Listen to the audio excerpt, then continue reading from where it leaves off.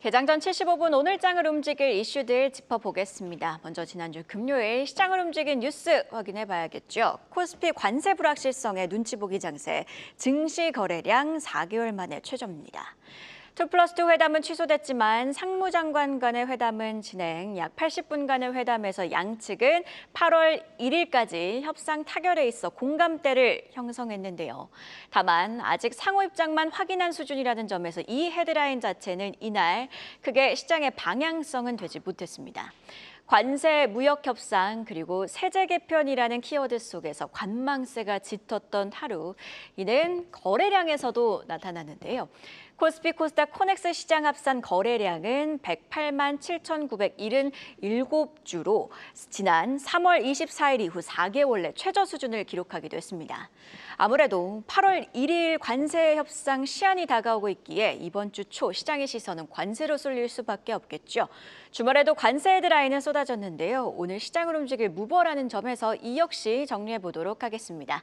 일단 금요일 장 마감 이후 금요일 저녁 대통령실은 추가 상무장관 간의 회의를 언급하며 농산물도 협상 테이블 위에 올라와 있다고 했죠. 그리고 토요일에는요, 김정관 산업통상자원부 장관과 하워드 러트닉 미국 상무부 장관이 현지 시각으로 25일 뉴욕 러트닉 장관 자택에서 진행한 두 번째 협상을 진행했다. 이런 소식이 전해지기도 했고요. 어제는 구윤철 부총리 겸 기획재정부 장관과 스콧 베선트 미국 재무부 장관이 31일에 만난다는 내용이 확정됐습니다. 그리고 새벽에는요, 미국과 유럽연합이 무역 협상을 타결했죠. 트럼프 미국 대통령과 폰데어 라이엔 유럽연합 집행위원장 보시듯이 악수를 하며 무역 협상 타결을 알렸습니다.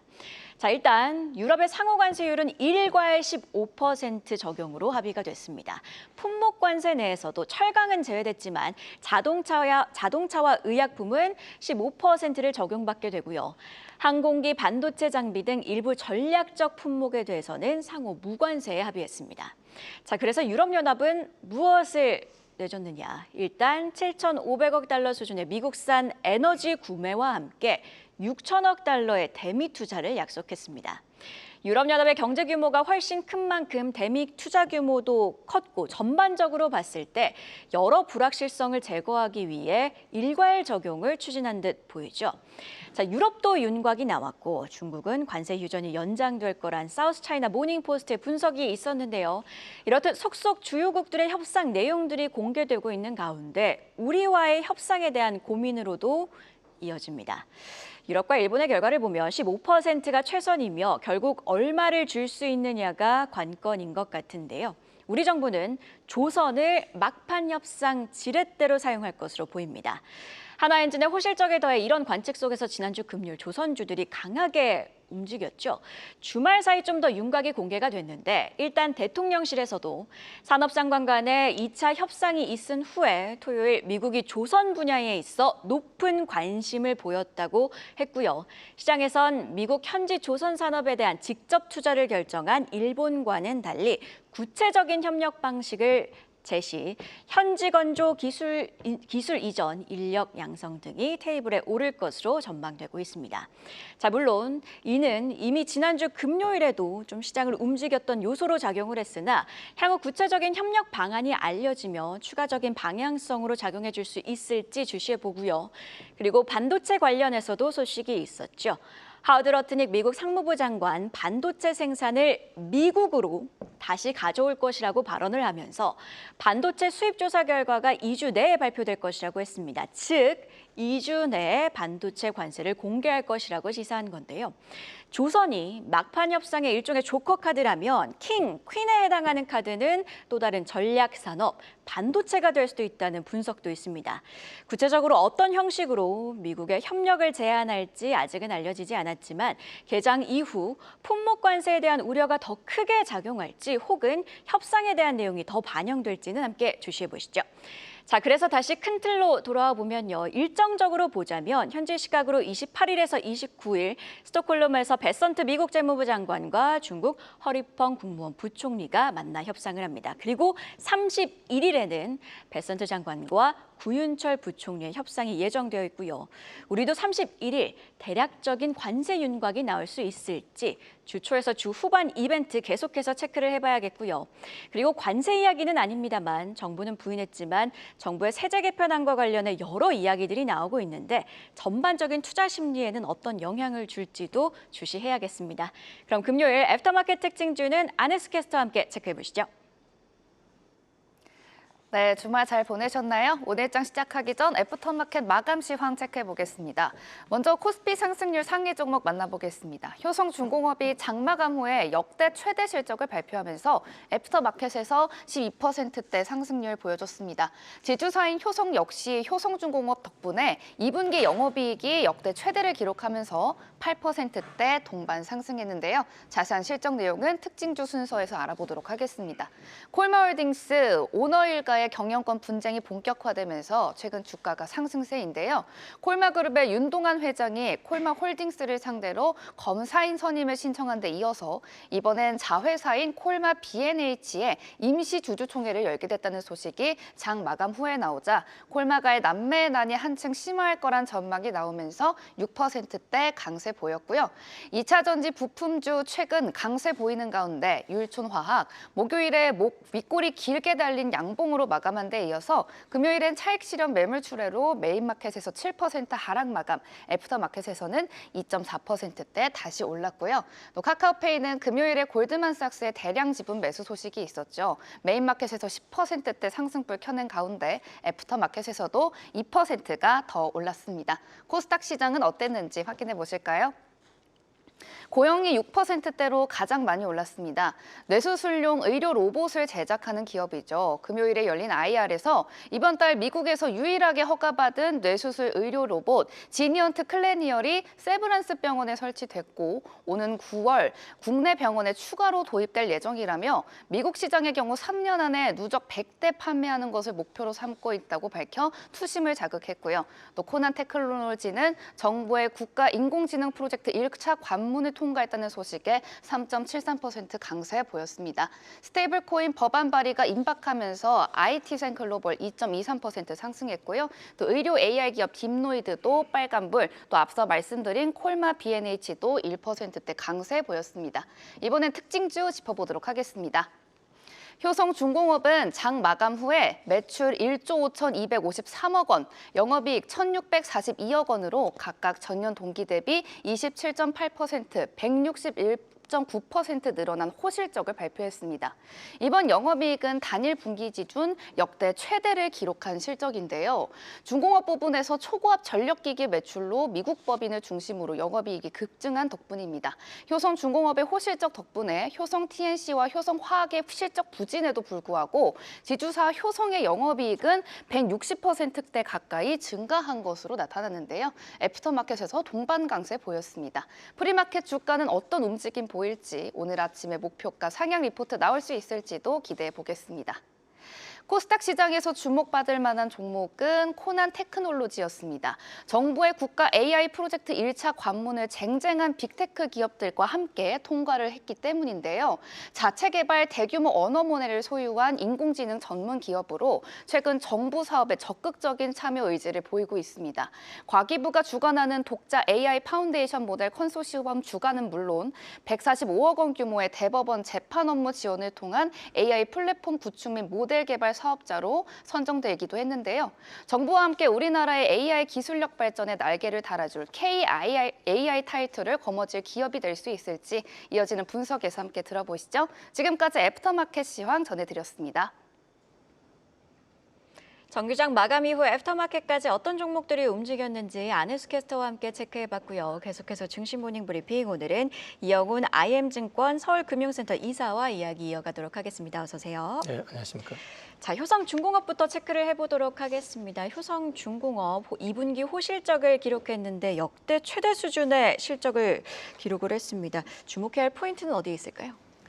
일단 업황을 먼저 보셔야 되는데요. 지금 일단 전력난이라고 하는 거는 미국뿐만 아니라 유럽, 그러니까 전 세계가 지금 다 공통적으로 맞닥뜨리고 있는 현상이거든요.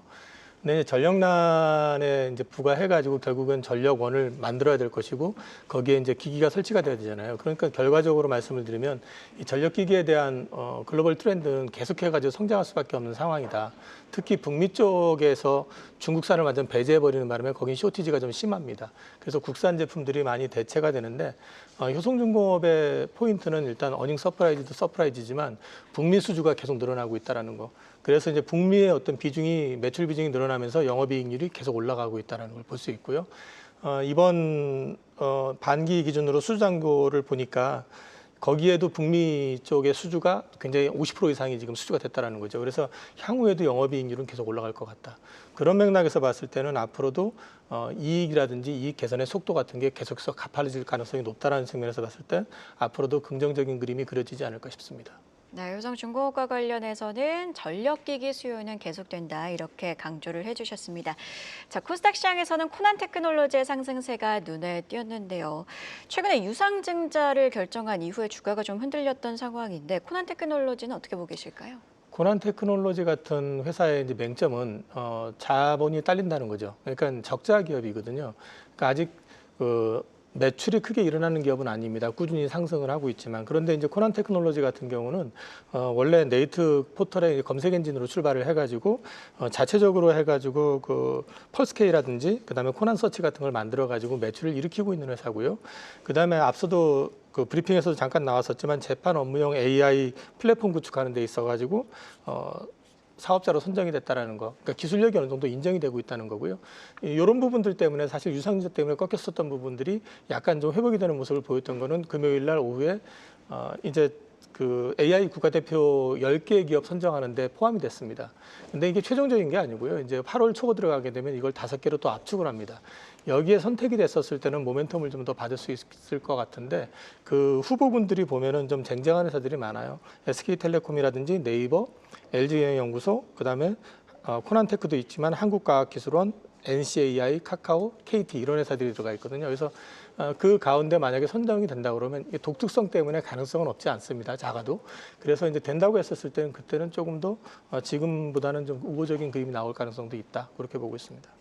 그러니까 결국 보자면 국가대표 AI 선발전과 관련해서 후보들이 압축되는 과정에서 어떤 뉴스들이 나오는지에 따라서 코난테크놀로지의 주가는 움직일 수 있다. 이렇게 보면 될 것 같습니다.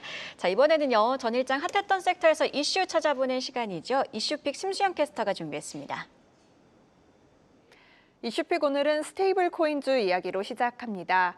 미국에 이어 우리나라에서도 스테이블 관련 코인 법안에 속도를 냅니다.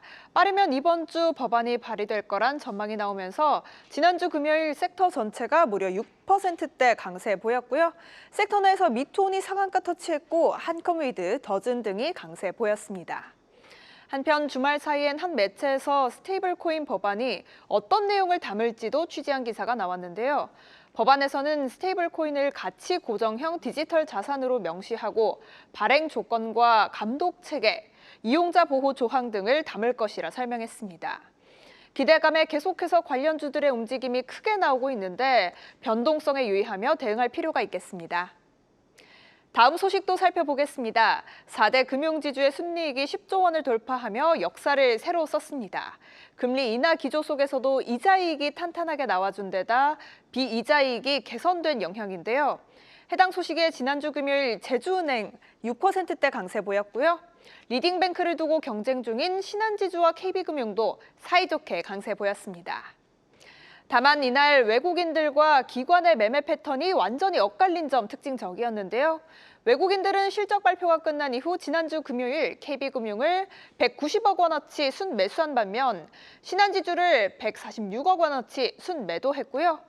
기관은 KB금융을 30억 원어치 순매도하고 신한지주를 250억 원어치 순매수했습니다. 실적 이야기로 돌아가서 곳간에서 인심난다는 말이 있듯 금융지주들은 잇따라 통큰 주주 환원 확대를 약속했는데요. 잠시 짚어보면요. KB금융은 자사주 8,500억 원어치를 매입한 후 소각할 예정이지만 그중 1,900억 원은 내년으로 미뤘습니다. 배당 가능이익이 부족한 탓이었는데 실질 주주 환원율은 50%에 그칠 전망이고요. 신한지주의 경우 올해 6천억 원, 내년 초에 2천억 원어치를 매입 후 소각할 예정인 만큼 당분간 실질적으로는 신한지주의 주주 환원율이 더 우세할 전망입니다. 더 자세한 전망은 이어지는 분석에서 살펴보시죠. 지금까지 심수연이었습니다. 이슈픽 자세한 분석도 함께 체크해 보도록 하겠습니다. 이달 트럼프 대통령이 스테이블코인 규제 법안, 즉 지니어스 법안에 서명을 한 가운데 우리나라에서도 관련 법안 발의가 임박했다는 소식들이 들려오고 있습니다. 관련주들이 영향을 받고 있는 모습인데요. 국내 은행권의 스테이블코인 준비는 어떤 상황인가요? 우선 지금 스테이블 코인 관련해 가지고 국내는 그 미국처럼 아주 핫하진 않습니다.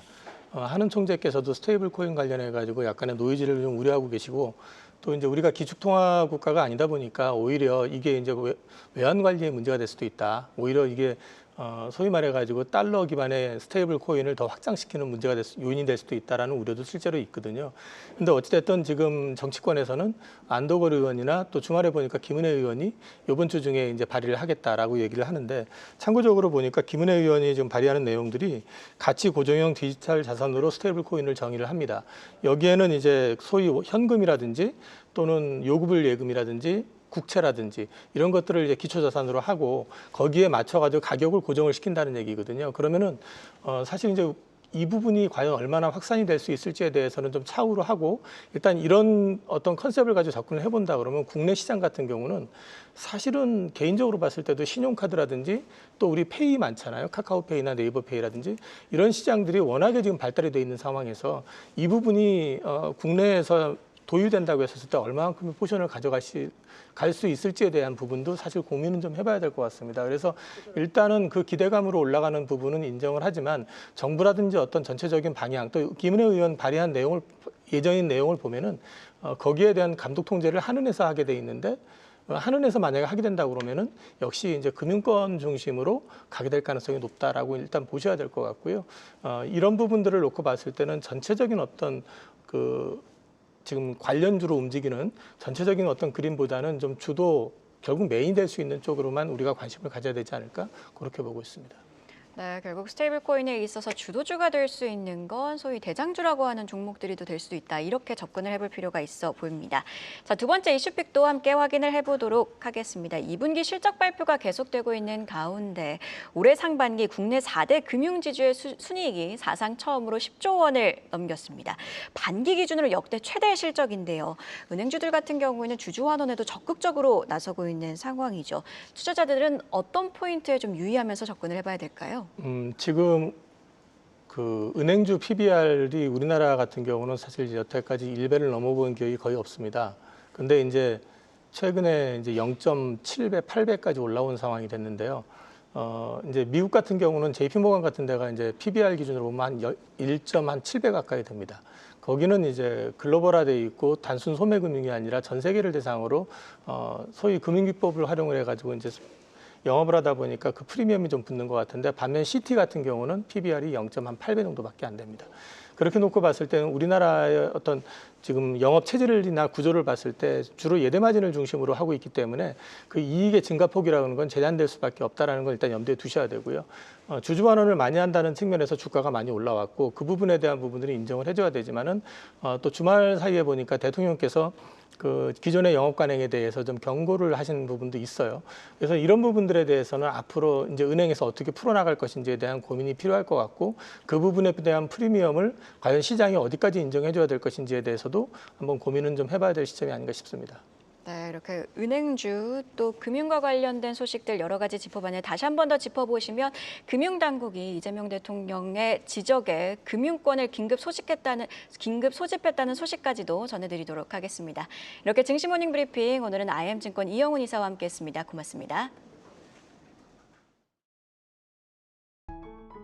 계속해서 다양한 경제 이슈를 알고 싶다면 구독과 좋아요, 알림 설정 부탁드립니다. AI 캐스터 권미정이었습니다.